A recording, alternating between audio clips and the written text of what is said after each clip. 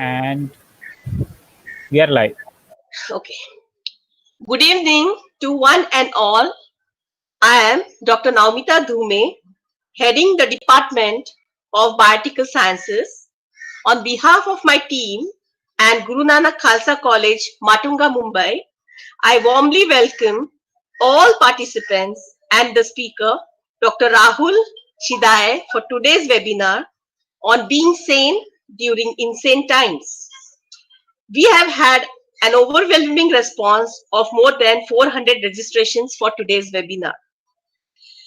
We are going through tough times financially or career-wise and etc. They say tough times don't last long, but tough people do. A stable mind reflects upon the delicate balance between states of our emotional, psychological, and social well-being. A stable or a secured mind yields not only healthy body, but a healthy living. A stable mind has a direct impact on how we deal with stress and decision-making ability that we have to make each and every day in our lives. To have a fulfilling and satisfactory life, we have to look within to recognize our own potential and live life to the fullest. Norbert Juma has rightly mentioned that a healthy mental state will help you leverage your everyday power to achieve the success you seek and live a purposeful life. Steve Maraboli says, it's up to you today to start making healthy choices, not choices that are just healthy for your body, but healthy for your mind also. At the moment, we are all trying to come to terms with the fluid situation brought in by COVID-19. There is so much insecurity amongst all of us. Students are facing dilemma regarding education. Parents are anxious for their children and their spouses. Many people have been laid off, or some may have been forced to take a low pay. Some are fighting off anxiety of COVID-19 infections. Till now, we have heard many webinars about boosting immunity by food, lifestyle changes. But this needs to be complemented with positivity of the mind so that immunity can be gradually enhanced. So friends, today we have Dr. Rahul Shidhaye with us, who will guide us today to bring out the best possible way to achieve success and happiness by taming our mind. What does anxiety do? It does not empty tomorrow of its sorrow, but it empties today of its strength. It does not make you escape the evil. It makes you unfit to cope with it when it comes, says Dr. Kramer. So with this, I request Dr. Shidhaye to proceed with the session. And before that, I must profusely thank Dr. Girish Tillu for suggesting Dr. Rahul Shidhaye for today's webinar and the topic. Thank you, sir. Sir, you can please proceed.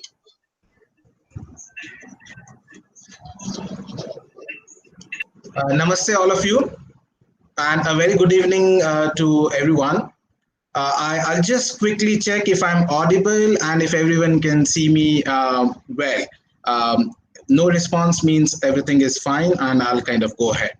Okay, so first of all, thank you so much, Dr. Dhume, for this invitation. It is quite a privilege to be on this webinar presenting this particular topic on being sane during insane times. Khalsa College, Matunga area is very close to my heart as I did my undergraduation from Sheikh GS Medical College, which is very close by. So it is something like a homecoming for me today. And thank you for this opportunity.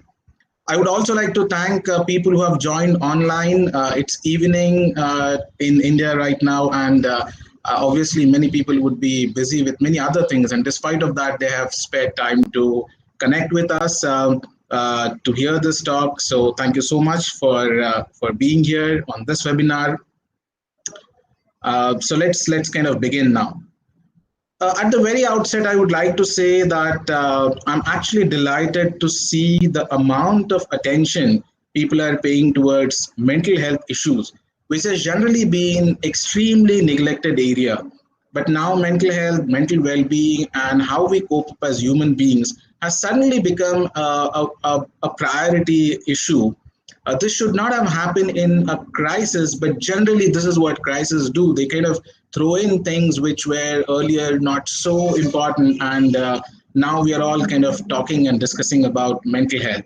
And I'm really privileged to be presenting on this particular issue of about mental health and well-being, which is really very close to my heart. I'm sure you must be having a lot of expectations as audience. You must be really looking at solutions which probably will help you guide through these testing times. But I should give a disclaimer at the very beginning that the crisis is just far too overwhelming for us as a humanity. So whatever I speak is something which is based on my previous knowledge. It might have limited applicability, and all that I'm going to do is give a more high level view of how we could tackle things. uh, um, you can say this as a perspective, so I'm going to give a broader perspective, a drushti, so as to say, at a very high level. But at the same time, I'm also going to attempt to kind of talk about some very simple practical tips, what people can do at their individual level so that they can address their overall mental health and well-being. So with this kind of a background, let me kind of formally start this talk. And what I'm going to do over next 30-35 minutes or so is that I'm going to speak about 7 points, and those 7 points are they're related to 7 words, and each word begins with letter S or sir. So let's start, and you will kind of figure out which 7 words I've picked up for this presentation. I have really decided not to do a PowerPoint presentation because many a times audience gets distracted in terms of whether they are going to see the slide or whether they're going to listen to the presenter. So I've just decided to kind of uh, just talk straight and present whatever I wish to do using these 7 points. So let me begin with my first point, which starts with the word sane, and that's in the title. So Dr. Dume suggested that I speak on being sane during insane times. And generally, it's my habit not to kind of change the title which my organizers give me, because obviously they have something in their mind, and I make sure that it's the starting point through which I start my presentations. So let's start with the word sane. So when I saw this particular title, I actually went online and saw what exactly the word sane means. And etymology.com website gives the meaning of sane as basically being healthy, and more specifically being mentally healthy. So being mentally healthy is something we refer to as being sane. But sane also means that things are in order. So there some kind of an order, organization is inherent in the meaning of word sane. And definitely for the current times, we cannot say that things are in order or things are in organization. So for all obvious reasons, the times or the external factors, or the time where we are living currently, in which we are living, is definitely insane. But let me ask you a quick question. When was time not insane? I hope you get my question. When was that time was not insane? I mean, when was that there was a lot of order and everything was perfectly fine, and we were living in a very beautiful of times, and everything was going on as per whatever was planned. Was there any such time, even 6 months before, even a year ago, even 10 years ago, 20 years ago, going back even to Ramayana and Mahabharata? Never ever time has been sane. You might recollect the Mahabharata serial on Doordarshan. It starts with the sutradhar of that serial is time, and time actually takes us through that whole journey. So time has never been sane. So let's not expect that external factors or the time in which we live in is going to be sane. It's always going to be insane. COVID or no COVID. In no way I am trying to kind of underestimate what COVID has done to us, but time has always been insane. You may take it as some kind of a take home message. Okay, take home is not applicable because most of you are at home, but one of my first messages that time is never sane. It's always insane. Degree varies. And depending upon the degree, we have to constantly kind of have a struggle in terms of keeping our sanity intact. So let us say if by sanity or by insanity at individual level, do we mean to say that if we worry a lot, let's say about whether I will have COVID or my family member will have COVID, does that worry or an experience of anxiety, is that being insane? I mean, does being sane means that you should not be worrying at all, or you should not be experiencing anxiety at all, or there should not be any kind of stress? Does that mean being sane is all that? And obviously not, because it's just not possible. I mean, as human beings, we will always be worrying about one thing or the other. We will always experience anxiety in one way or the other, and there will always be stress. Stress, as much times are insane, and that's kind of a given, stress is also given. So that brings me to my second word of this evening, which is stress. That's my second word starting from S. So what is stress? So we have seen that if there are challenging external factors, there's always going to be some response by the individual, and that response by the individual is basically stress. So stress is a response in as a result of a challenge which a human being faces.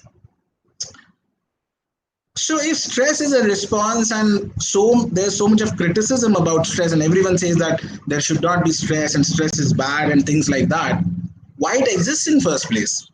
I mean, we should think from more evolutionary point of view. If it was so bad, why it remained with us for so long of evolution? It would have disappeared if it was really of no much use, which basically means that there is some use for stress. I mean, stress is useful, and let's see how. And for that, I'll just give a very quick a metaphor, so as to say, of something else. Imagine that you are eating something, and just by some mistake here and there, a very tiny food particle, instead of entering your food pipe, enters your windpipe, just by mistake. What happens? You immediately cough. Cough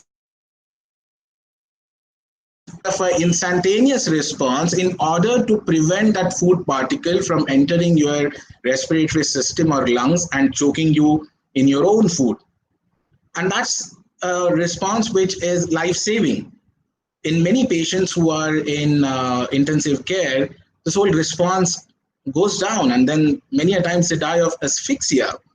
So cough is a protective response. But imagine if you keep on coughing for like days and months together, then that becomes a major problem. Similarly, stress as an acute response for a particular stimulus for a particular time duration is extremely helpful. But if it is constant, if it goes on and on and on, then obviously it leads to a hell lot of problems. So generally what happens, especially in animal world, is that animals either they are eaten or they eat someone. So if let's say a deer is in a jungle, and if that deer sees a lion advancing towards it, what suddenly it evokes a stress response, and then the deer runs away. And if that deer is lucky, then it will be able to save itself. That deer runs away and protects itself. And once that stress is gone, then the deer again starts eating its food, or whatever the deer is doing, maybe mating or being with other members of that clan, so on and so forth. So generally, what happens? There's a stress response which is followed by some kind of a recovery or a relaxation. So there is stress, relaxation, stress, relaxation, stress, relaxation. That kind of a pattern is very healthy. Not just healthy, it keeps you alive. It is important for survival.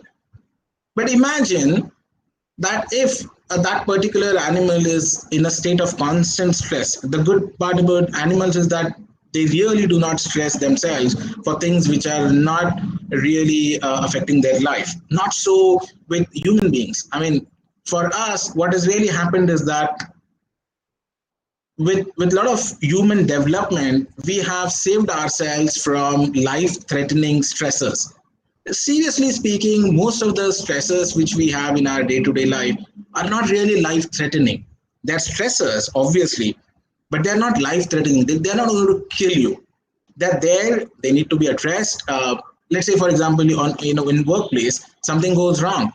If that something goes wrong and someone kind of scolds you, it doesn't mean that you are going to be killed or you nothing. I mean, it's not really life threatening, and still it's a challenge, and the response we have for that challenge is the age old stress response, where what happens is as soon as a stressful situation is noticed or is kind of experienced, then the body gears itself for flight, fright, or fright kind of a response. So either you run away from that situation or you fight that particular situation, being angry and things like that, or you just kind of freeze. So that's the kind of a response. Now, as I said earlier, if it is only for short duration, if it's acute, then that stress is helpful. But with human beings, the problem is that we carry those stimuli which have created stress into our life far too long.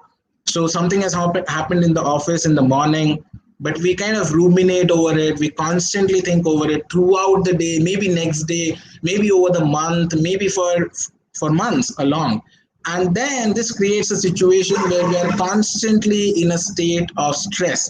There's no recovery, there's no relaxation, which ultimately results in a lot of physical disorders and mental disorders. So, just to name a few: depression, anxiety, these are the common mental disorders, hypertension, cardiovascular disorders, stroke, heart attacks, diabetes. These are all in one or the other way related to stress. And stress is kind of, for the modern life, stress has really become a very, very important thing.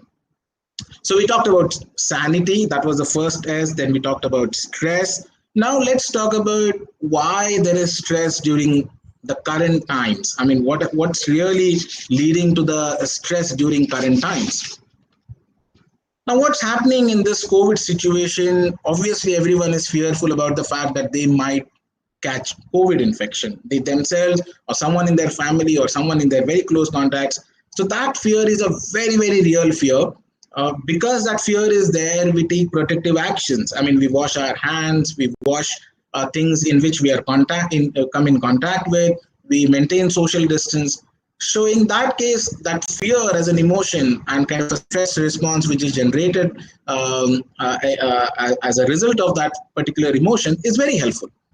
But beyond that, there are again multiple other things which are really not related to COVID, but related to the lockdown and the kind of current situation we are in, have led to a lot of stress. Now, one of the most important things is disruption in our occupational life, disruption in our day-to-day life. So we were used to kind of go through a certain routine, go to office, let's say for people who are professionals, for students going to college, interacting with fellow students, interacting with teachers, and doing assignments, practicals, multiple things. So we are really used to a certain routine. Now suddenly one day, we kind of come to know that there's no way we can follow that routine. All that is gone, and there's a whole disruption in our day-to-day life. That's kind of a very, very big major thing. In addition to that, what has happened is there are a lot of new things which have come in our life, new things such as new roles or tasks at home. This is the time when we realize that how much our mates or our household helpers, our workers were of value. I mean, this is the time when we realize that they did so much for so less money being paid to them, and they really made our life very, very comfortable. Now, all of a sudden, we have to take care of, most of us have to take care of most of the things in house, which we are really not either skillful at, competent at, nor we are really ready to do it. So, the disruption in our routine, occupational, social life, as well as new roles or tasks at home, are kind of forced on us. Forced on us in a sense. Really, we cannot really know who has forced, but this is kind of a situation which we feel is beyond our control. And whenever a stressor or whenever a external situation is beyond our control, then that is a major cause for stress. But realize what has really happened. The disruptions and the new things we need to do are basically they're disrupting our age-old habits. We had a particular habit of doing things in a particular way. Just to give my own example, I had a habit of eating a banana in the morning. Now that was a habit which I had picked up over, let's say, last 2-3 years, and I was really used to it. Now suddenly you don't get bananas, and because you don't get bananas, you go bananas, you go crazy. You just feel that, I mean, you understand that it's a lockdown and you cannot really get a banana and so on and so forth, but your mind doesn't really care about that. And one thing which in the mind doesn't care about that is basically your sanskaras. So that's my third word, sanskara. So sanskara is any particular pattern in your mind which sets your day-to-day activities. So we basically follow our sanskaras. We follow the pattern. What we did yesterday, what we did for last month, what we did. We want to keep on doing the same thing. So let's say a particular person is used to going out for a walk. That's a sanskara. So every evening at 6 o'clock, the person goes out for a walk. So that's a sanskara which that person has inculcated. Now suddenly, if you stop that sanskara from expressing itself, then the mind goes awry, and then I mean it can throw all sorts of tantrums, basically leading to stress. And just to again give another example. So I'm extremely used to watching sunsets. I mean, I love watching sunsets, and every day I watch sunset. And now this is the time for watching sunset, and so that's my sanskara, to watch a sunset. And today I'm not able to do that. That's also a stress. That's also creating some kind of a stressful situation, and it's kind of a challenge which my mind and myself has to kind of deal with. In addition to that, we have been kind of, all of us have been forced to be at home, spend more time with our family, and with our, basically with our next level family. And do you think we were used to do that? We were used to do it earlier. There was a common WhatsApp joke which said that many of you might recollect. There was a very simple WhatsApp meme which said that long back, pre-COVID days. It said that today my Wi-Fi was not working, and then I interacted with my family members, and I found them to be good. They were interesting people. So obviously it's kind of slightly extreme, but we were really not used to spending so much time with our near and dear ones, despite they were our near and dear ones. And now suddenly we have been given this challenge to be with them. American Psychological Association did a survey, and it's available on their website, American Psychological Association's website.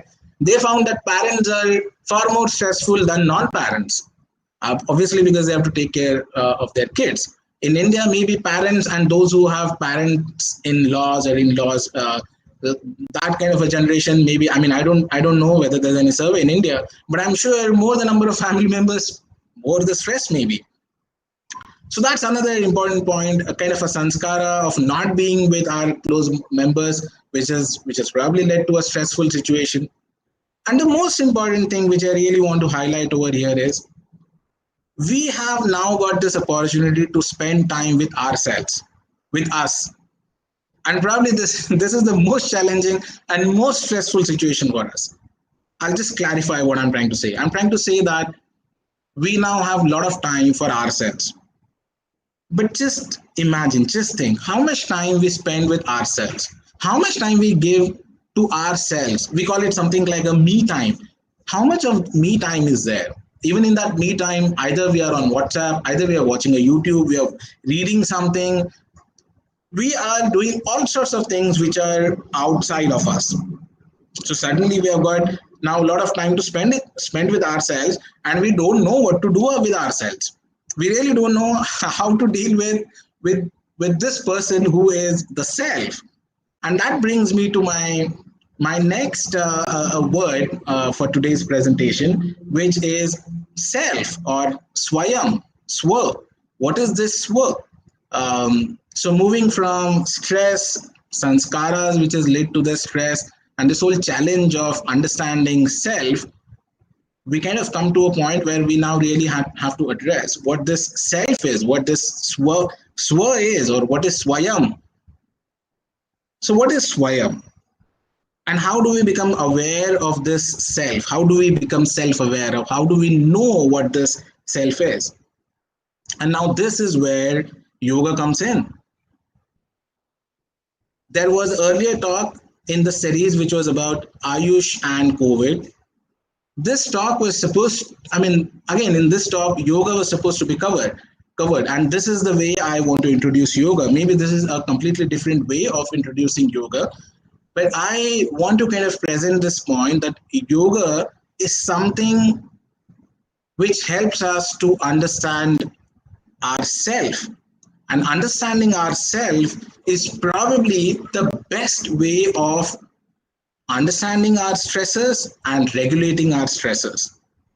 Now, yoga is a shastra, or let's say a science of understanding self. And this is not my definition, by the way. Maharishi Patanjali in Yoga Sutras, in the first four Yoga Sutras, so Sutra number 2, 3, and 4, he actually defines what yoga is. So second sutra says yoga is yoga chitta vritti nirodha. So nirodha, that is stopping or kind of cessation of chitta vrittis, is yoga. That is yoga.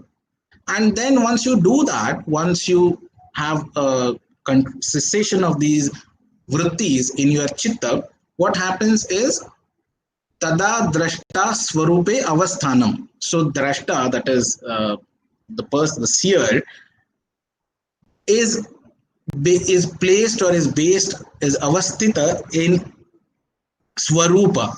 So it is all about understanding swarupa. It's about being in a swarup. So yoga is all about self-realization or being in yourself, or swarupa, the avasthanam.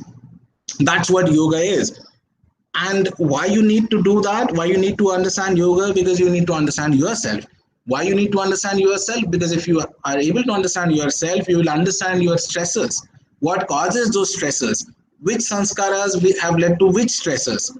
What stress? And then how to regulate that stress. So at the very core is understanding yourself. In order to understand yourself, one needs to understand what yoga is.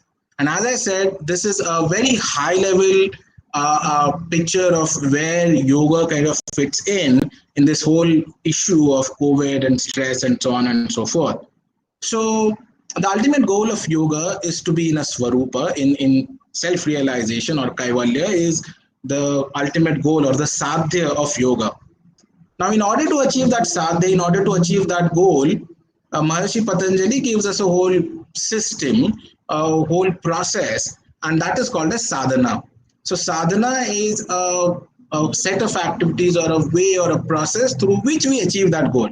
So this brings me to my next word of today's evening, and that is swadhana, or how do we practice yoga.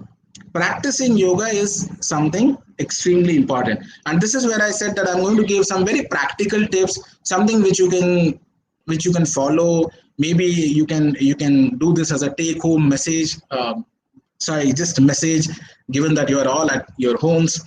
So this is something which you can actually follow. Just take it kind of a practical advice. And the more high level stuff was about why yoga shastra, what yoga shastra is all about, and things so on and so forth.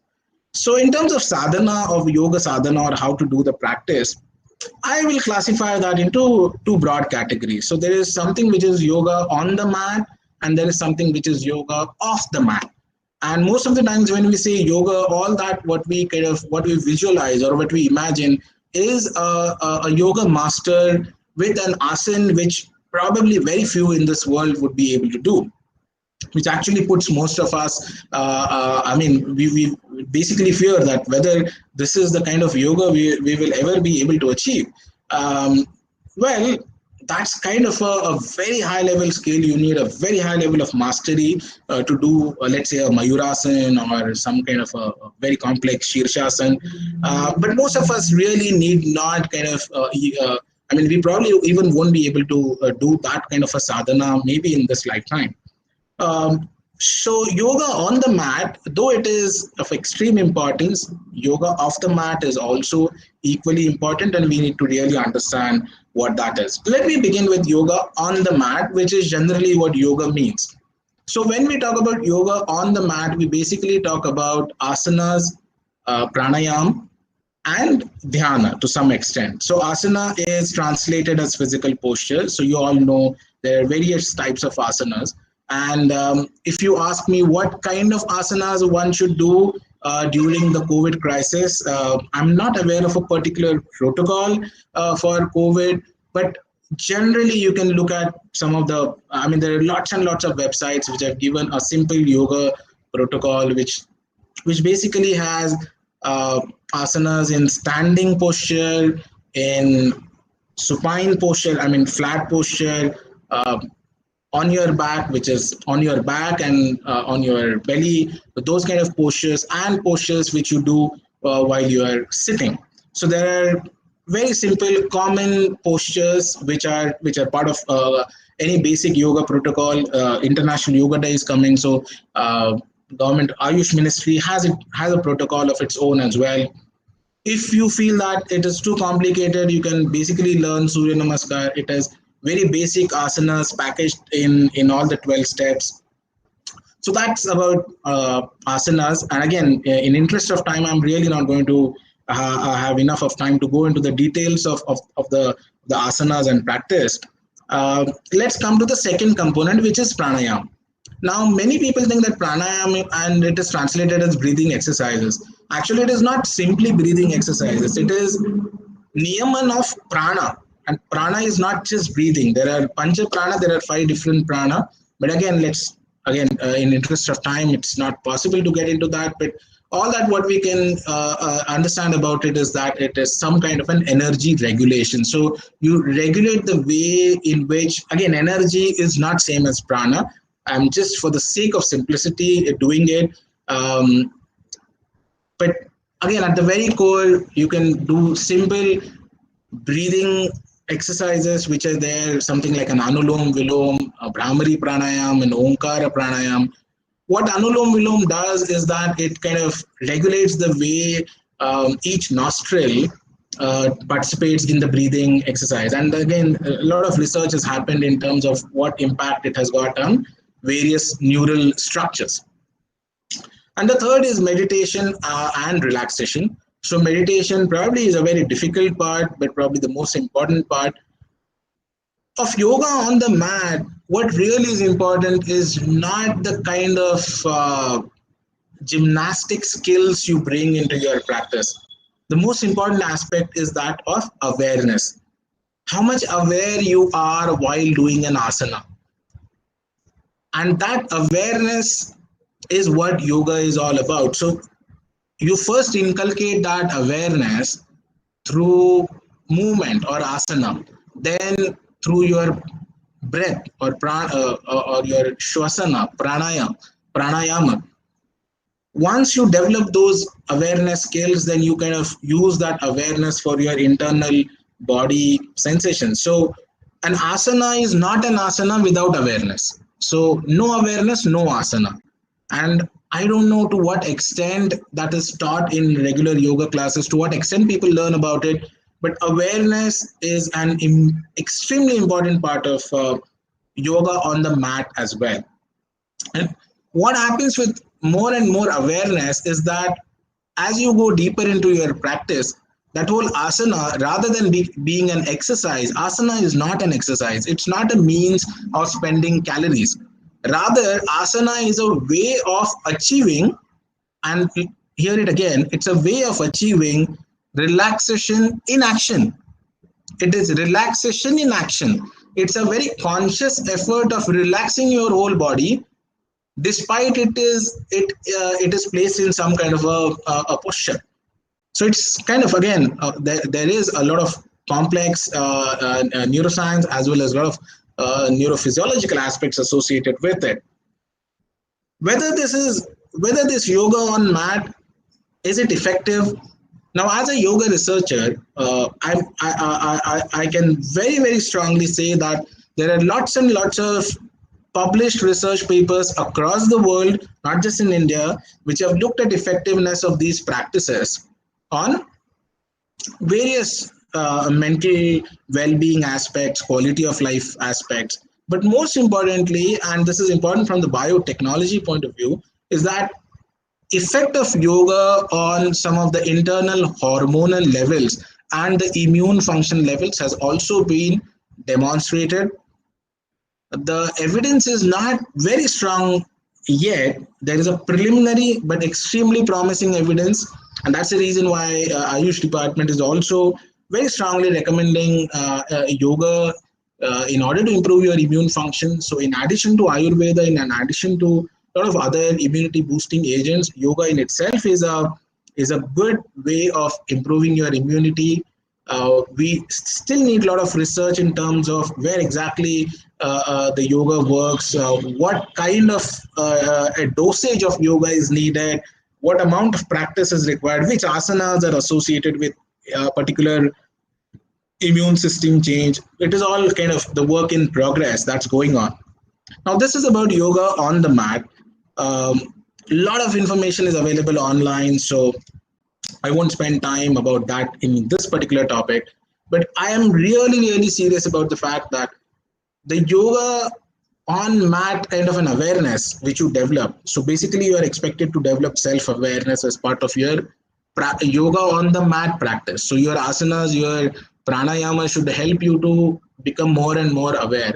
Now you have to bring that awareness in your day to day life, in your lifestyle, in what you do from waking up till sleeping and from sleeping to waking up. And that's what is dinacharya is all about.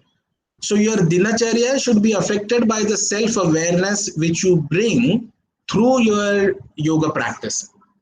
And once you become more and more aware, you would definitely know when to eat.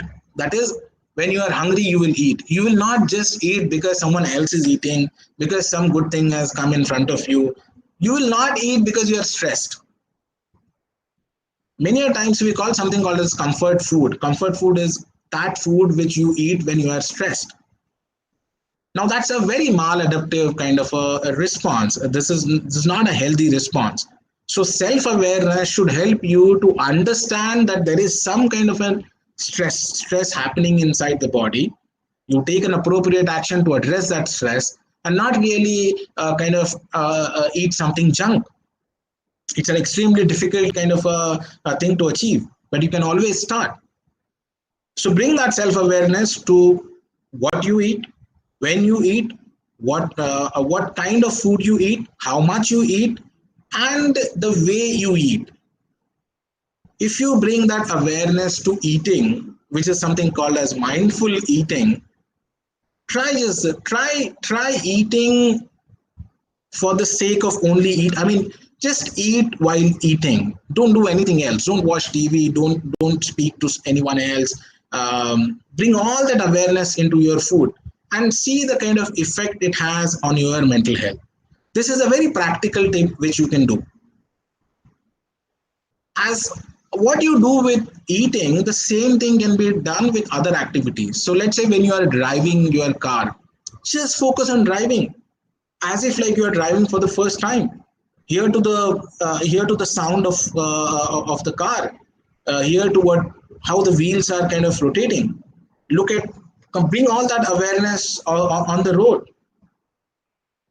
and that will be mindful driving. So bring all that mindfulness or awareness which you practice on the mat onto your day-to-day activities, and see how your lifestyle or how your life changes just by bringing awareness to most of the activities. And as I said, yoga is all about awareness. Yoga is self-awareness, awareness of your emotions. See, once you are aware about your emotional status, then it is very difficult to be carried away by that emotion.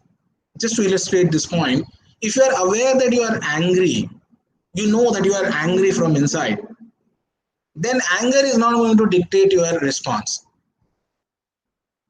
You see what I mean? I mean, it is very, it's very subtle, it's very complex also to understand. A person who says that I am angry will obviously then in control of the response which anger generates. So bring that self-awareness to awareness of emotions. So awareness of emotions, awareness of your thinking patterns. Most of the times we our thinking is faulty. We many a times overgeneralize things. We many a times kind of completely irrationally think about events. That awareness can be brought to your thinking, and then awareness can be brought to your actions also, what you are doing, how you are doing it. And this is, I think a very practical aspect, a very very practical aspect of yoga. So in terms of yoga off the mat, you can bring in that whole self awareness to your diet, your activity, your leisure time, your screen time. An aware person will not spend a lot of time on screen. An aware person will be exactly aware how much time she has spent on Twitter, how much time she has spent on WhatsApp, and will try to minimize that time only to an extent that it is helpful for the communication and it is helpful for the overall activities which that person is engaged in. So this is in summary what I wish to talk about sadhana, as in yoga sadhana on the mat and off the mat. Which brings now me to my final point and my final word of today's evening, and that is once we do this practice of yoga, we realize that we are doing this for self-awareness and self-regulation. We do this yoga practice on the mat, off the mat, and ultimately we want to kind of, our ultimate goal is self-regulation. Our ultimate goal is basically self-realization. We understand that swarupa, but many a times we may not be really even able to kind of even reach that point. But at least what we should be able to achieve is a state of equanimity or samatvam.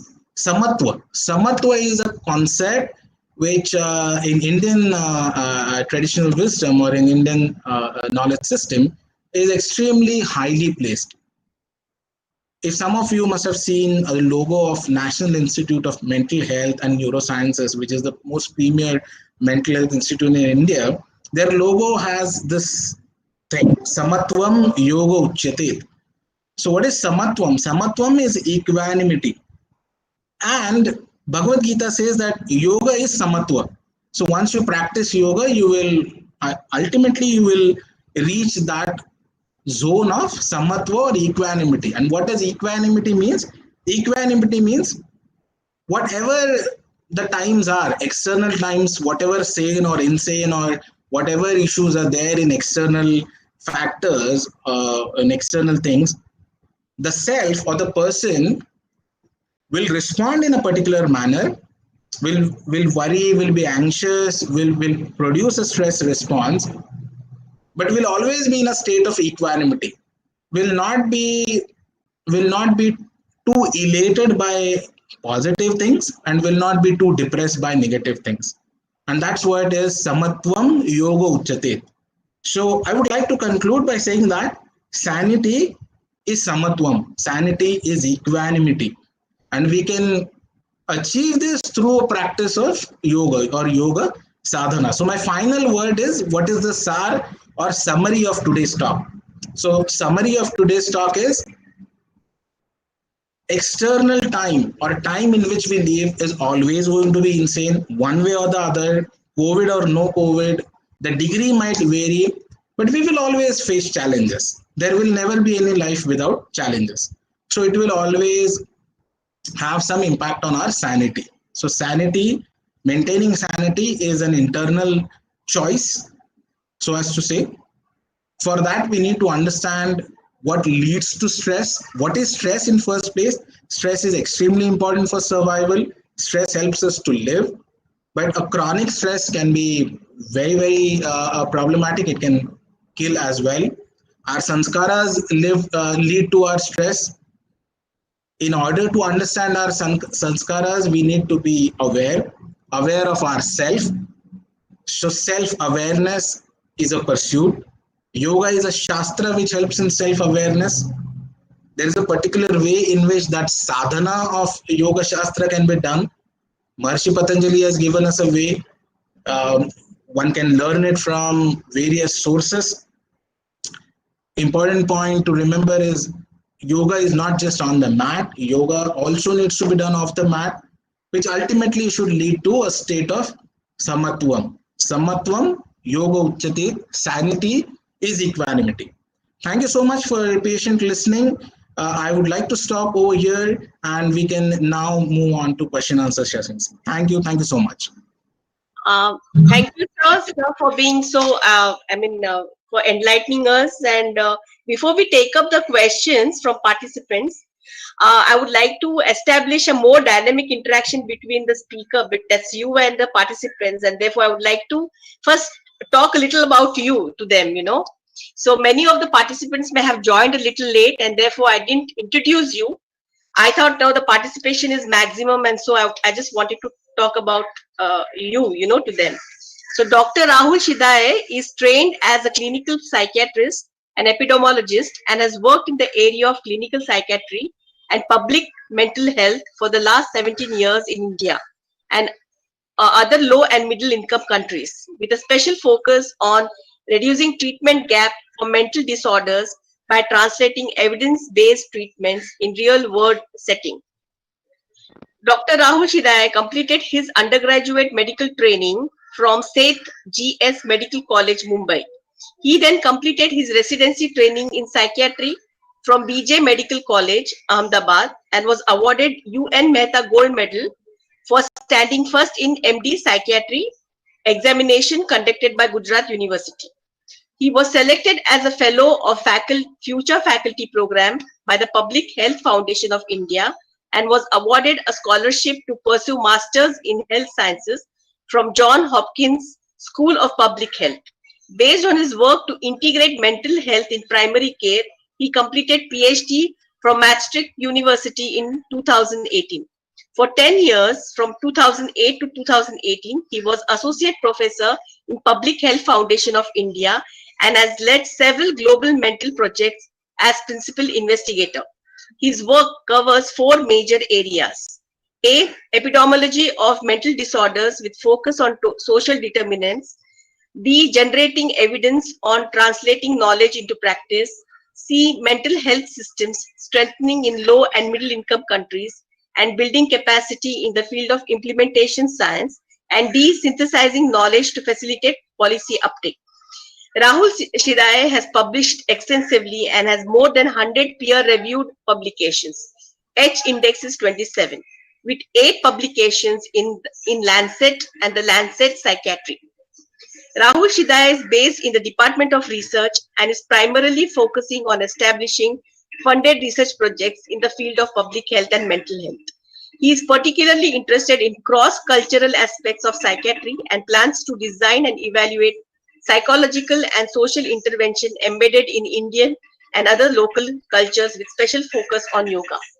So with this, I think many of our participants can continue asking questions other than whatever is troubling them with regard to anxiety, or maybe Rahul sir can help us out. Thank you. Then proceed with the question answers. Yes.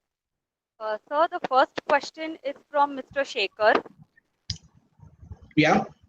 So please share how far we can avoid the stressful situations and the remedies in the period of COVID-19 and in daily life. So again, thank you, Mr. Shekhar, for that question. Again, it's too general as a question, and I think the presentation was pretty much about that. First of all, there's no way we can avoid any external stressful situation. So let's be very clear about the fact that how people around us are going to behave, how the world is going to behave, is really not something which we can decide or even change. All that what we can change is the kind of response we have to that particular challenge, and that response will also not come just suddenly one day you decide that I'm now going to have a response which is not really harming to myself or someone else. It will obviously need some practice. So what I would suggest is, let's say, some kind of a practice, a regular practice of, and again, I'm very specifically saying that yoga practice in terms of some specific set of asanas. And if you don't know what kind of asanas to do, just kind of at least learn Surya Namaskar. I don't know from what kind of a background you come in, but assuming that, let's say, a particular person has no background, then at least Surya Namaskars can be started.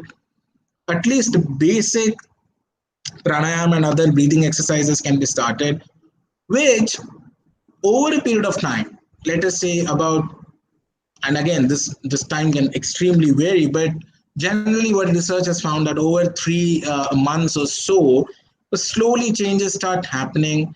Your internal brain organization or neural system changes in a way that your response to a stressful situation becomes more controlled, modulated, and appropriate. And that's one way. Another is, again, for many stressful situations, you could do something very simple things, such as whatever you are experiencing. And anxiety is something which you experience. It's a feeling. It has got physical and psychological components. Whatever you are experiencing, it's always good to maintain a diary of your experiences, verbalize those experiences, because then what happens is that you start seeing those experiences from a slightly distant point, uh, and you start becoming aware of those experiences. You can speak about those experiences with people who are close to you, who you feel you can trust with. You can try to understand what kind of things have led to this kind of experience. And so if there's a particular event which is happening, the particular way in which you think about that event, which but ultimately leads to that particular experience of anxiety or depression or sadness, you can try to see that chain of events and try to address them. Again, at a very high level, this is something which people can do at practical as a practical tip. I know it's not easy. It's absolutely not easy. And if you feel very overwhelmed, then please do not hesitate to contact a psychologist, a psychiatrist, or anyone who you feel can help you with maintaining a good mental well-being. But help of professionals is always far more advisable than kind of taking help from people who may not have appropriate professional training. I hope this addresses. I mean, to the best of my ability, I've tried to kind of address this question. Thank you. Yes, sir. So Miss Aarti Gupta asks, uh, she wants to know more about the me time that we can get for ourselves, and can yoga be counted as me time? Yoga cannot be counted as me time automatically, because I mean, I'll just give you an example. Let's say you are doing an asana, and at that point of time you are thinking about, oh, she should not have said this thing to me, or he should not have said this thing to me. Then what's happening is that you are not in that asana. You are not really, let us say you are doing a trikonasana. Well, trikonasana is quite challenging, but let's say, I mean, you cannot really do a trikonasana without being in a trikonasana, without really being aware of that particular thing. Let us say you are doing some simple, you are doing a Surya Namaskar. But while doing Surya Namaskar, you are not focused, you are not aware of, let's say, small kind of a tension or movement in your body. And rather, you are thinking about what you are going to do today evening, or what you are going to do for breakfast, what you are going to cook. And these are very important questions. But if they are coming as part of that yoga practice, then you miss that point to be aware. So anything can be calculated as me time as long as you are introspecting your vision is inside. You are not really thinking, or you are not spending time about events which are external to you.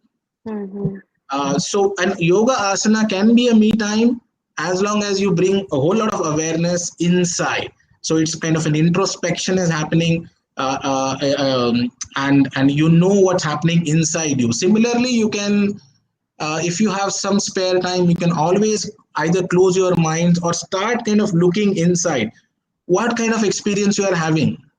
If you are sad, what, feel that sadness more and more. What happens many a times is that there is sadness or anxiety or anger, and rather than in being in that particular emotion, we either try to suppress it by doing something else, or we just try to kind of express it on someone, let's say, who is not really able to respond. Let's say children many a times become target of parental anger, and that's again very maladaptive.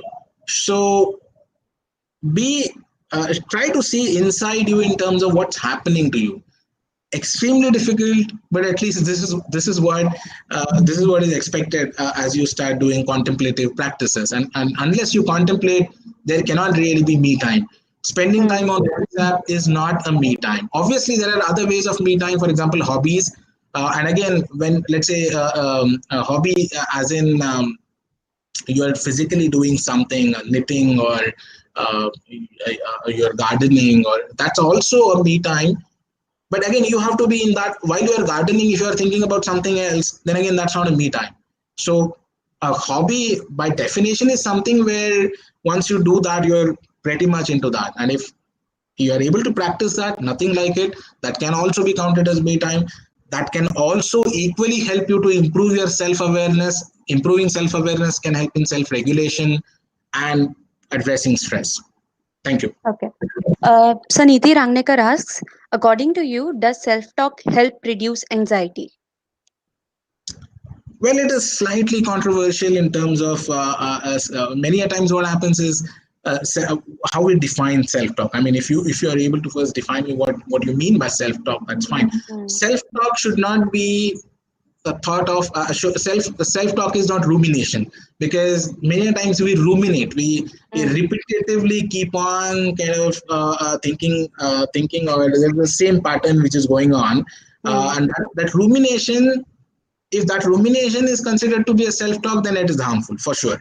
But I assume that you are referring to self-talk as in you are trying to analyze basically the event, the thought pattern which led to, which resulted after that event, and your reaction based on that thought pattern. And if you're analyzing this as part of a talk, or as a part of writing it down and kind of analyzing it, which is one of very powerful techniques in cognitive behavior therapy, then yes, it's extremely helpful. And just an add-on point from me is that practices such as yoga and other mind body practices can actually help in improving the quality of that particular self talk and self kind of an analysis which is required in cognitive behavior therapy based approaches. Okay. So Dr. Sukhjit Kaur Gujral asks, any particular yoga asanas you can suggest to make us mentally strong? Well, I'm sorry. I do practice yoga, but at a very kind of a very basic level. And as a researcher, I will hesitate to respond to that question, because at least I've not come across a particular study saying that this asana will help improve mental well-being in this particular way. So, as a disclaimer, I would really like to say that the research has not really reached that level. Research in a sense, this kind of a formal scientific third person observed research. I'm not talking of research which, let us say, masters in the field of yoga have done.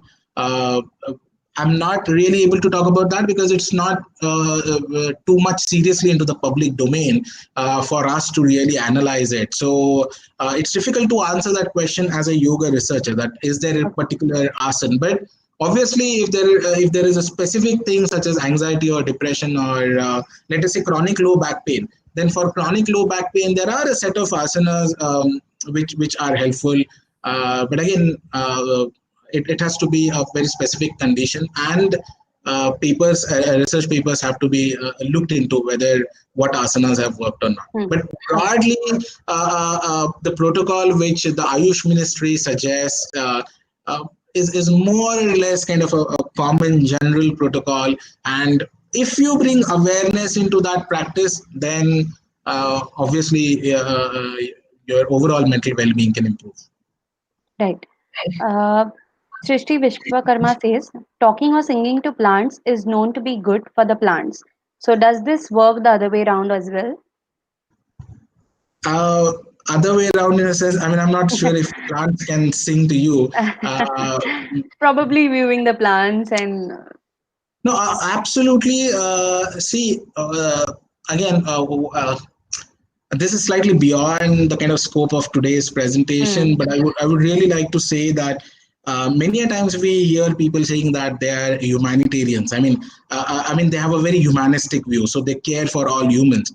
Now in Indian knowledge system, the thing is we just don't care for humans. We care for everything which is living and non-living, and basically everything which is there. So the term which the Bhagavad Gita uses is Sarva Bhuta Hite Rataha. So mm, one who is rata meaning involved in hita or good of every living being, not just humans, is yogi. The yogi needs to achieve that. So if you're singing to plants or if you're talking to plants, and if you're able to kind of really connect with them, I know a lot of people who say that their car speaks to them. I mean, mm, car mm, speaks to them, meaning car is not actually speaking in Marathi or in Hindi or Japanese. It's right. just that they can say, I mean, they are so much in tune with their car that they can actually um, sense or feel or perceive what the car is kind of telling. I mean, for someone like me who is so dull or so non-aware about machines, a car will never speak to me. Obviously, if I bring that self-awareness and awareness about everything around me, then that can happen, but not as a given. Hmm. Okay. Dr. Ajit Datar asks, how about physical exercise followed by yoga? Is it more effective? Well, again, it's still an open-ended question. If you are interested, you can write to me. I can send you a very nice work from Nimhans, where they have really kind of made distinction between exercise and yoga. There's also some work which other scientists from Pune have done, where they have shown that yoga is different from exercise. And as I said, yoga is with awareness. So no awareness, no yoga, no awareness, no asana. If you can bring the same amount of awareness in even exercise, then we need to kind of really see whether that is as helpful as yoga. And your question is about as yoga as an add-on to exercise, whether really it can have a multiplier effect in terms of Mm, improving your physical health as well as mental health. It seems that it will have, but I'm not aware of a particular research. Just on a cautionary note, I would like to say that I'm kind of looking into the association of yoga and immune function. And interestingly, what they have found is that athletes who are not like us, I mm, mean, who are seriously into the business of exercise, athletes have some kind of a J-shaped curve when it comes to yoga, their exercise training duration and infections. So if you train more, your infections go down. But if you train even more, a rigorous training can actually make you sick. So mm. too much of exercise is also not good, and obviously there are a lot of examples around it. But this is an interesting question. If you're more interested, so for all of you, my email ID, everyone can note, it's rahulshidhaye at gmail.com. You can write to me about yoga research, and I'll be more than happy to kind of share whatever I have kind of known through some of my work. So it's rahulshidhaye at gmail.com. Thank you, sir. So I'll take a few more questions. A few students are asking that as students, they have a habit of overthinking and get stressed over it. So how can they get rid of this overthinking habit? Well, again, as I said, thinking or worrying about future is a very natural phenomenon. There's nothing wrong about worrying or thinking, kind of a thinking which will help you in planning your resources, planning your next step of actions. And that amount of worry, that amount of slight anxiety, and that amount of fear is very helpful. It's needed. So we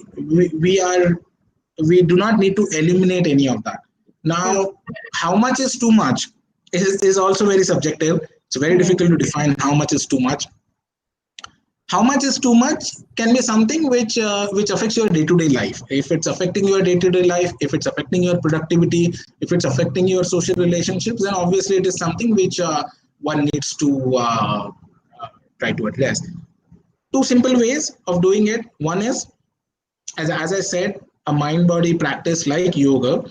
uh, Yoga is kind of a, I mean, it starts as a physical kind of an activity. So it starts with asana, it starts with breathing exercises and so on and so forth.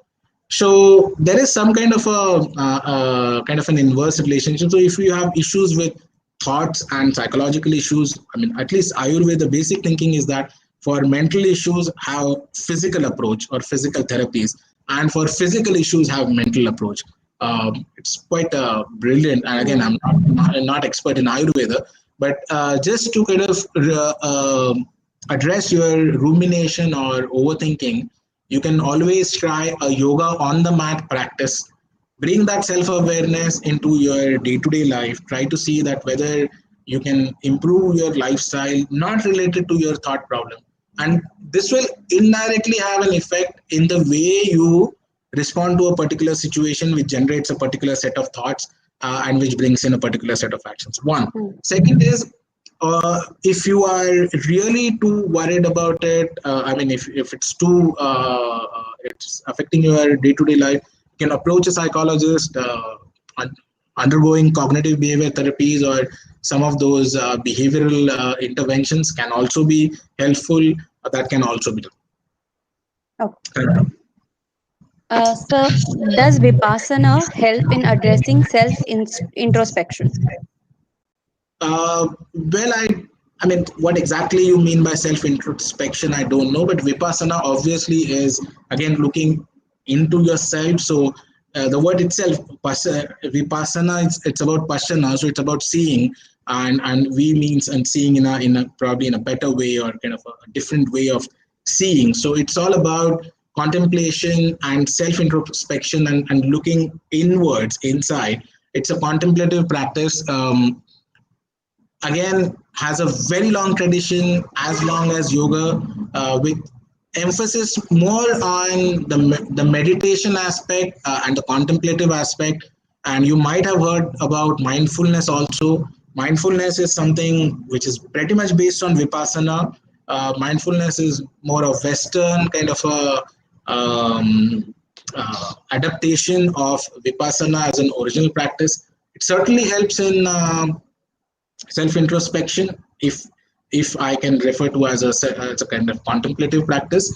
And there is a lot of research on how mindfulness is helpful in depression and other mental disorders. So obviously it is helpful. There things, I mean, new research is coming in. People are in terms of practice, a lot of people are practicing it. But again, as with any therapy, Vipassana, yoga, and everything will have its flip side as well. There will be people who will not be benefited by them. They will have negative views about it, and it's possible because there's no one therapy which is good for everyone in this world. Okay. The last question. Sure. As teachers, what practices should we follow to make our students stress free or anxiety less? I mean, this is a question asked by Dr. Gauri Baharkar. Great. I mean, at the very outset, I think we can make anyone stress-free or emotionally aware or kind of relaxed only when we ourselves are relaxed and stress-free. Right. So, and I kind of use this in health sector as well. I feel that as doctors, as healers, most of the times they themselves are not really healthy. So how can an unhealthy person be a healer? So To be a healer, one has to heal himself or herself first. In the same way, a teacher probably has to go through that whole sadhana or a practice of kind of reaching a level of equanimity, having relaxation response in terms of the stresses which they're going through. And once they do it on themselves, then probably they will also figure out how you kind of actually inculcate it in your students. But broadly in education sector, I'm of very strong opinion that along with children and along with students whom we are very concerned about, we should also concerned about teachers, their own mental health, their own mental well-being, and what really we do for their mental health and mental well-being. Thank you. Hmm. Thank you, sir. I, Palvi Kamath, would now like to propose the vote of thanks. It is said that gratitude is a powerful catalyst for happiness. On behalf of the Department of M.Sc. Bioanalytical Sciences, Guru Nanak Khalsa College, I sincerely thank Dr. Rahul Shidhaye for helping us understand how we can tame the black swan of having a mental block and navigate through these tough times. Thank you for introducing us with the 7 words and giving us practical tips to achieve samatva, the concept of equanimity. Thank you, sir, for taking out time from your busy schedule and addressing this August gathering in the virtual world. I thank our principal, Dr. Kiran Mangaonkar, and the management for their constant support and encouragement. I thank Dr. Naumita Dhume, our HOD, for being a strong pillar and always guiding us to do better. An event like this cannot happen overnight. The wheel starts rolling weeks ago. We are fortunate to be backed by a team of very proactive and dedicated staff, Ms. Ketki Dalal and Ms. Maria Nadar, who have given their best to make this event successful. I genuinely appreciate the efforts taken by our technical team, Mr. Aldrin, Mr. Ashish, and Mr. Sham. Last but definitely not the least, I thank all the participants for attending this webinar in such large numbers. We are truly overwhelmed. I end by saying that let us make this a happy lockdown and not a mental knockdown. Stay safe, everyone. Thank you. Thank you.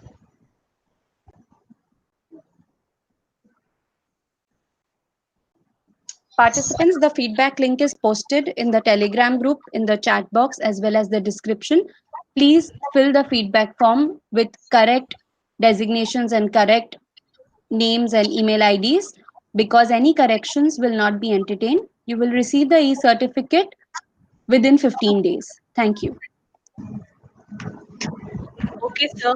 I think with this we conclude and we'll leave the session now. Thank you so much. Okay. Thank you so much. Welcome, sir. Yeah.